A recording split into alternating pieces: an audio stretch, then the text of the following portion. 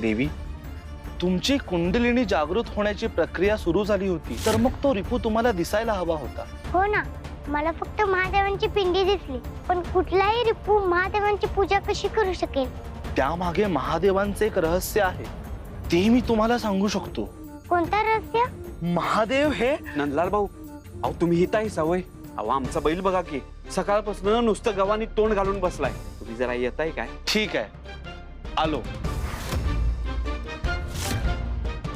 महादेवांचं असं कुठलं रहस्य असेल की ज्यामुळे त्या रिपू पर्यंत मी पोहोचू शकत नाहीये?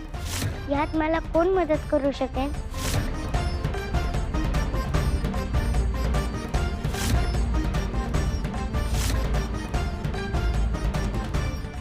अरे हो, मला मदत करू शकणारी अशी एक व्यक्ती आहे.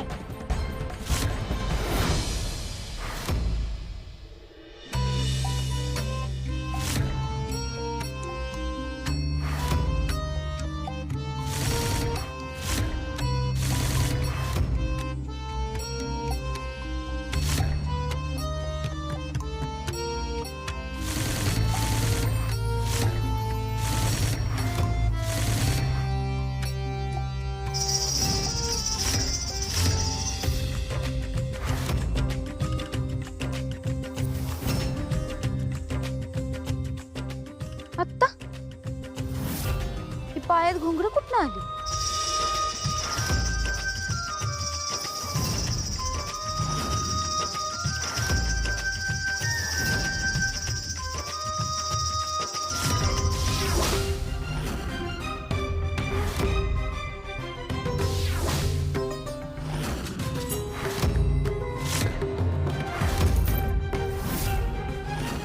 कामिनी आहे मी कुणाला पण घाबरत नाही. जे कुणी असेल त्यांना माझ्या समोर या.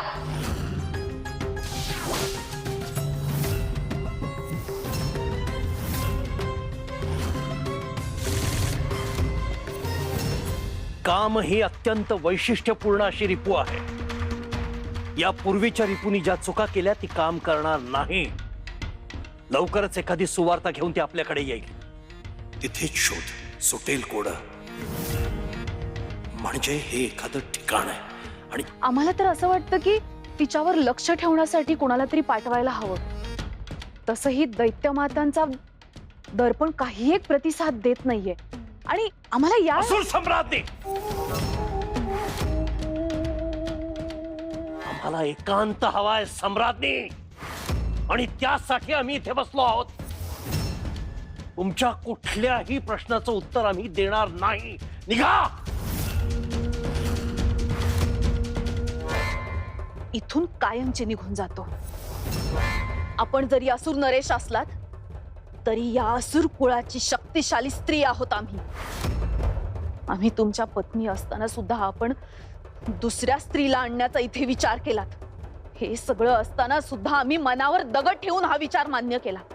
एवढंच नाही, पण आम्ही आपल्याला मदत करण्यासाठीही तयार झालो. पण आपण आमचा पदोपदी अपमान केलात. असुर नरेश, आम्ही सुद्धा शुंभ आणि निशुंभ यांच्या बहीण आहोत, हे विसरू नका.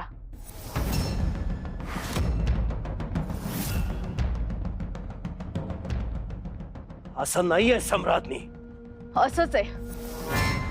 गेले काही दिवस दैत्यमाता आणि आपल्यामध्ये खलबत सुरू आहेत. आम्हाला जर कोणत्याच गोष्टींमध्ये आपल्याला सहभागी करून घेण्याची इच्छा नसेल तर हा महाल आम्ही सोडून जातो. तसंही केवळ या महालाची शोभा वाढवण्यासाठी आणि स्वतःची शोभा करून घेण्यासाठी आम्हाला इथे राहण्यात रस नाही. सम्राज्ञी, सम्राज्ञी आमचं ऐका. सम्राज्ञी, आम्ही कसं सांगू आपल्याला? आम्ही खरंच एका मोठ्या गहन चिंतेमध्ये बुडून गेलो आहोत. दुसरा कसलाही विचार करायला आम्हाला वेळ नाही. आमचं मन लागत नाही. आमचं लक्ष लागत नाही. असुर सम्राज्ञी, आमच्या पत्नी या नात्यानं ज्या चिंतेनं आम्हाला ग्रासलंय त्याबद्दल समजून घ्यायला तुम्हाला आवडेल? एका अटीवर. तिथी मातांना यातलं अवाक्षर कळता कामा नये. मान्य आहे आम्हाला. या.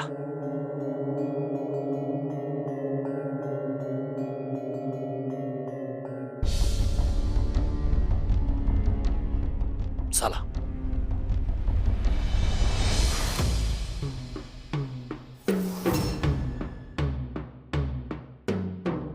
जगदंबा, तू आत कशी आलीस?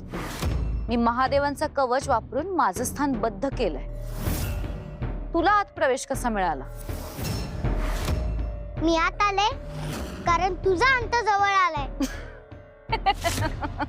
अंत माझा नाही, तुझा जवळ आलाय म्हणून तू इथे आलीयस. तू माझं काहीही बिघडवू शकत नाहीस. तुझ्या आधी आलेल्या चारही रिपूंना हेच वाटलं होतं, पण ते आज माझे दास आहेत. तुला धोक्याची सूचना देते, निघून जा इथून, नाहीतर परिणाम खूप वाईट होतील.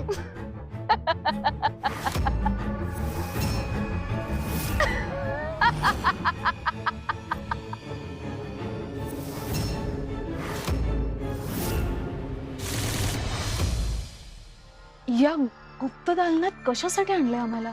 सम्राज्ञी समोर पहा.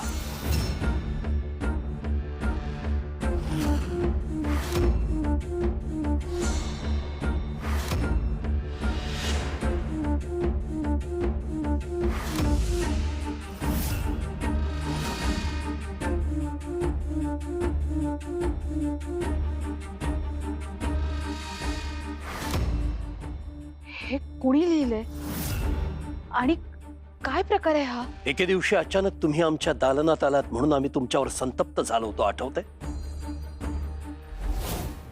असुर नरेश, आम्ही सम्राज्ञी, तुम्ही अशा अचानक का आलात?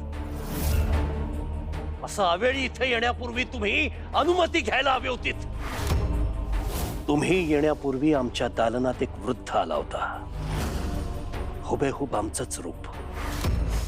आणि त्याने आम्हाला सांगितलं, ज्ञानाचा दिवा अदृश्य झाला. तेज असेल तरीही थोडं, एकावर एक रचलेलं गुपित. यातच शोध, सुटेल तुझं कोड. सम्राज्ञी, हे कोड त्यानंच आम्हाला घातलंय. दितिमातांचं म्हणणं आहे की आम्ही या कोड्यापासून दूर राहावं, परंतु सम्राज्ञी, याचं उत्तर शोधल्याशिवाय आम्हाला शांतता मिळणार नाही. आणि आम्हाला असंही वाटतंय की कदाचित या कोड्याच्या उत्तरात आम्हाला एक मोठं रहस्य उलगडेल. आता आपण कोड्याच्या कोणत्या टप्प्यावर पोहोचला आहात? या क्षणापर्यंत आम्हाला काहीच कळलेलं नाहीये सम्राज्ञी. ज्ञानाचा दिवा म्हणजे काय, एकावर एक रचलेलं गुपित म्हणजे काय, आम्हाला काही माहिती नाही.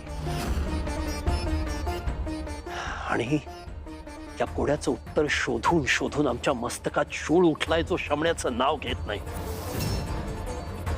सम्राज्ञी, तुम्हाला सुद्धा हे सगळं निरर्थक वाटतंय का? हो ना? आमचीही आता तशीच भावना होतीये. हा विचार मनातून काढून टाकावा असं आम्हाला वाटतंय. हा विचार काढून टाकावा आणि निघून जावं इथून.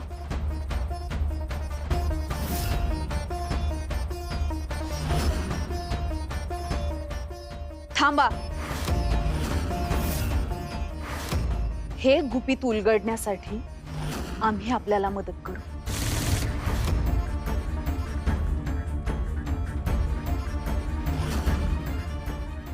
खरच, हा ज्ञानाचा दिवा म्हणजे काय असू शकतो हे बहुधा आम्हाला ठाऊक आहे.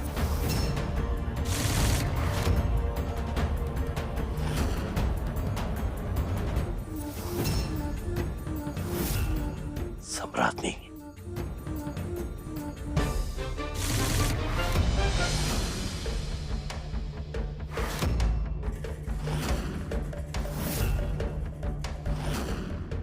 तू मला काहीच करू शकत नाहीस. मी तुला कायमचं संपवून टाकीन. ही शेवटची संधी देते तुला.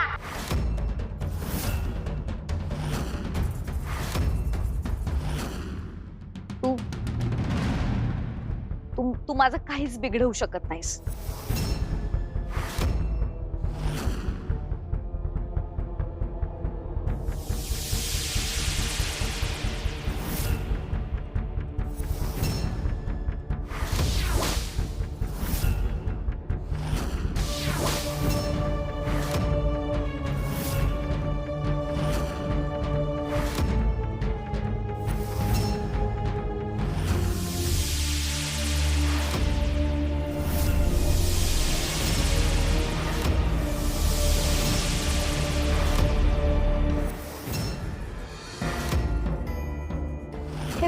हे काय?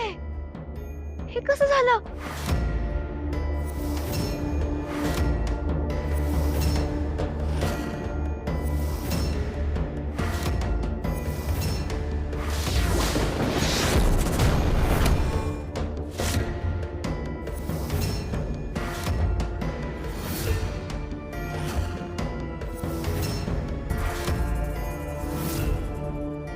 हा संघर्ष आहे जगाच्या रक्षणासाठी.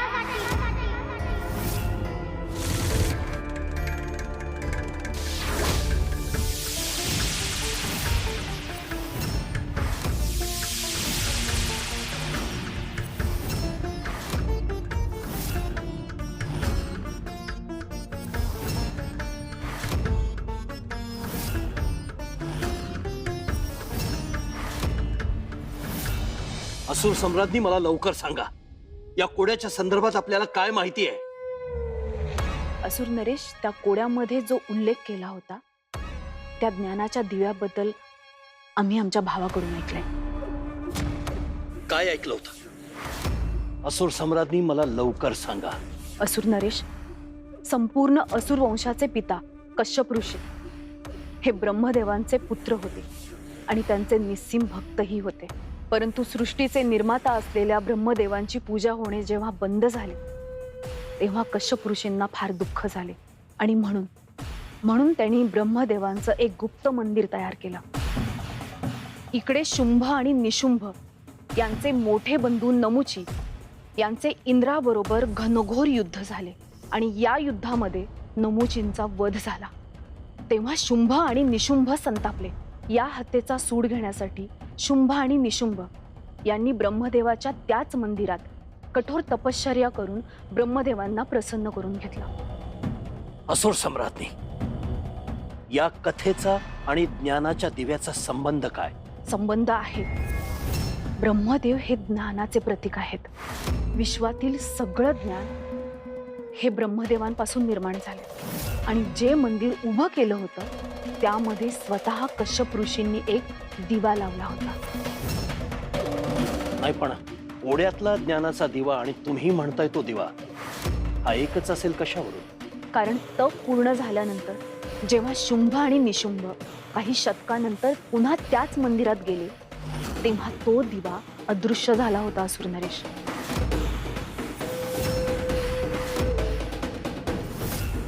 ज्ञानाचा दिवा अदृश्य झाला. तेज तरीही असेल थोडं. शुंभात तुम्ही म्हणताय तो संदर्भ मला आता लागतोय. मला लवकर सांगा, हे मंदिर कुठे आहे? असुर नरेश, ते आम्हाला ठाऊक नाही, पण ते कोणाला माहीत असेल हे मात्र आम्हाला ठाऊक आहे. कोणाला? दैत्य माता. दिती मातांना हे ज्ञात असून उपयोग काय? ते आता मला कधीही सहाय्य करणार नाही. करते, त्या आपल्याला नक्कीच सहाय्य करते, पण त्यासाठी आपल्याला वेगळा मार्ग अवलंबावा लागेल आणि तो मार्ग कोणता आहे हे आम्ही जाणतो.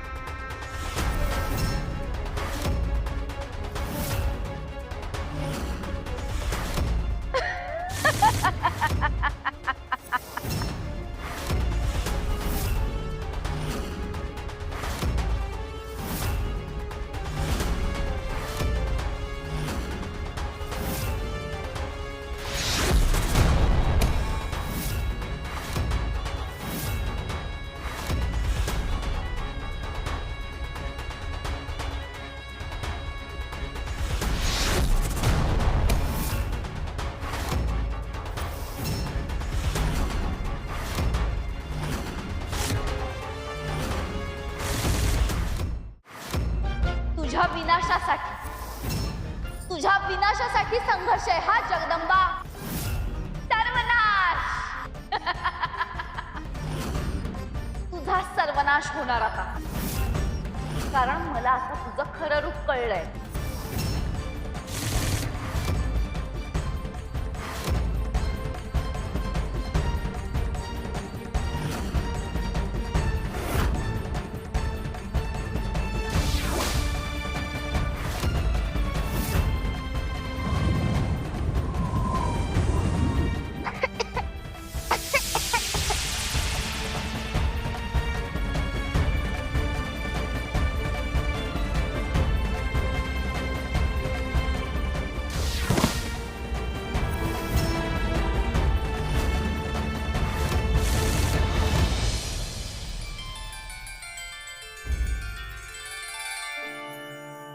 गंगे, जरा एकदा बघ बरं, 1000 दिव्यांसाठी हे तेल पुरल ना? वय वय पुरतही एवढंच, आणि गरजेपर्यंत जरा जास्तच आहे. बरं असू द्या, कमी पडाय न ग. तेल कमी पडणार नाही आणि पुण्य बी. गंगाई, खरंच तुझ्यामुळं माझ्याकडून देवी यायचं हे पुण्याचं काम होतंय बरं का. तू समजावलंस म्हणून मी हे काम करायला तयार झालो, नाहीतर त्या बाईबद्दल मनात आडी ठेवली असती आणि हे काम झालंच नसतं माझ्याकडनं. चांगल्या हेतून कोणतं बी काम करायला घेतलं का देव नेहमी पाठीशी असतो बघा. आता बघा, एवढ्याशा येडेत एवढं तेल बी तुम्ही काढू शकलात, ते त्याच्यामुळेच. काकी, जगदंबा आहे का घरी? मी तिला खेळायला बोलवायला आले. जगदंबा घरी नाही आहे. मला वाटलं तुझ्या बरोबरच ती खेळायला आली असेल. तू कुठनं आलीस आता? मी तर घरून आले. तिला सगळीकडे शोधलं तरी गावात कुठेच नाहीये. अरे देवा, कुठं गेली असेल ही पोरगी? अशी न सांगता कुठं जात नाही होती. असुरानं तर नसन नेलं उचलून तिला. काय नको नको ते विचार येतात तुझ्या डोसक्यात. थांब, मी बघतो. मला सांग, तुम्ही ते वडाच्या झाडाच्या इथं खेळता, तिथं पाहिलं का तू? बघितलं, पण तिथं ती नव्हती. आलोच मी बघू. देवी आई, माझ्या पोरीचं रक्षण कर ग.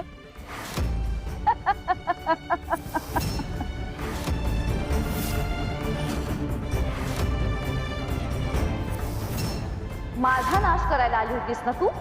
आता बघ तुझा सर्वनाश करते की नाही मी.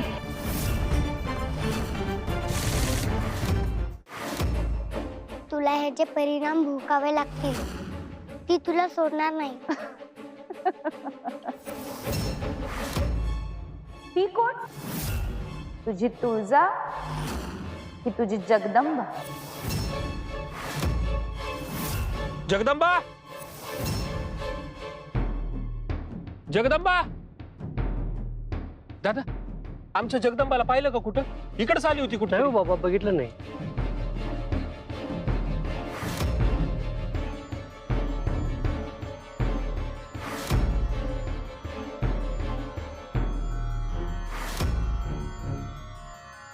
काय ग? बोल ना. तुझी जगदंबा वाचवणार आहे का तुला? तुझं सोंग उघडं पडलंय. तू खरी कोण आहेस हे कळलंय मला. तेव्हा ही नाटकं बंद कर आणि खऱ्या रूपात समोर ये माझ्या.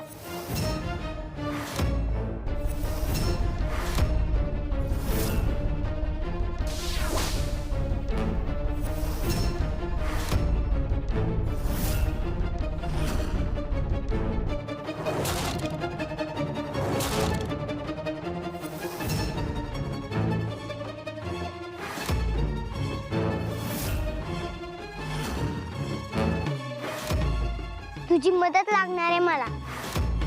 तू लवकर माझ्या समोर प्रकट हो.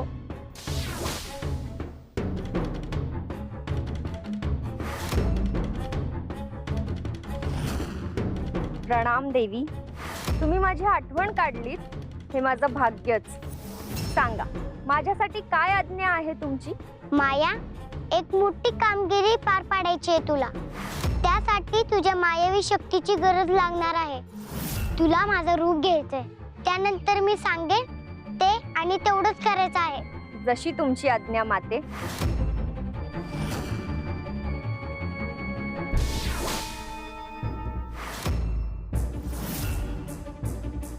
तू माया आहेस हे मी आधीच ओळखलं होतं. कारण जगदंबा महादेवांचा कवच मोडून येऊ शकणार नाही हे माहित होतं मला. जगदंबाच्या रूपात दुसरंच कोणीतरी आलंय हे आधीच कळलं होतं मला. मी फक्त खेळवत होते, तुझी फसवणूक करून तुझी फजिती करण्याचा आनंद घेत होते. हा विकृत आनंद घेऊन तू काहीच साध्य केलं नाहीस.